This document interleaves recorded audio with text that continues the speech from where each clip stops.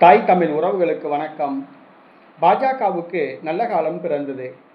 பாரதிய ஜனதா கட்சிக்கு நல்ல காலம் பிறந்தது என்ற தலைப்பில் இந்த காணொளியை காண்கிறோம்.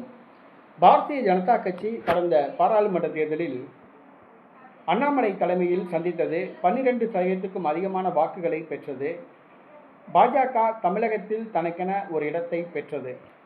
ஆனால் நடைபெற்று முடிந்த சட்டசபை தேர்தலில் எடப்பாடி பழனிசாமியின் கோரிக்கைக்கிணங்க அண்ணாமலை கட்சி தலைவர் பதவியிலிருந்து நீக்கப்பட்டார். நயினார் நாகேந்திரன் கட்சி தலைவராக நியமிக்கப்பட்டார். நயினார் நாகேந்திரன் நியமிக்கப்பட்ட பிறகு கட்சியின் வளர்ச்சி அதாள பாதாளத்துக்கு சென்றது. கட்சி காணாமல் போனது.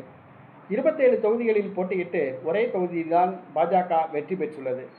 தற்பொழுது பாஜக நிலைமை மிகவும் மோசமானதாக மாறிவிட்டது. பாரதிய ஜனதா கட்சி தனித்து நின்று போட்டியிட்டிருந்தால் கூட ஒரு 5 இடங்கள் வரை வெற்றி பெற்றிருக்கலாம். ஆனால் அதிமுகவுடன் கூட்டணி அமைத்து போட்டியிட்டது அதற்கு மிகப்பெரிய ஒரு சேதத்தை உண்டு பண்ணுகிறது. இனிமேல் பாஜக தமிழ்நாட்டில் காலூன்ற வேண்டுமென்றால் தனித்து போட்டியிட்டு முயற்சி செய்தால்தான் காலூன்ற முடியும். அதிமுகவோடு இணைந்து போட்டியிட்டால் இனிமேல் பாஜக வெற்றி பெற முடியாது. அதிமுக பல் பிடுங்கப்பட்ட ஒரு பாம்பு. அதிமுகவை பாடை கட்டி அனுப்பிவிட்டனர். அதிமுக அடுத்து நடைபெற உள்ள தேர்தல்களில் 4வது 5வது இடத்தை தான் பிடிக்கும். அந்த அளவுக்கு அதன் மோசமான நிலைமை சென்றுவிட்டது. அதிமுகவுக்கு கட்சி வேலை பார்க்க ஆட்களே கிடையாது. இனி அடுத்தடுத்த தேர்தல்களில் பூத் ஏஜென்ட் போடுவதற்கு கூட ஆள் கிடைப்பது கஷ்டம். அந்த நிலைமை ஆகிவிட்டது. தற்பொழுது அதிமுக 2 பிரிவாக உடைந்துள்ளது.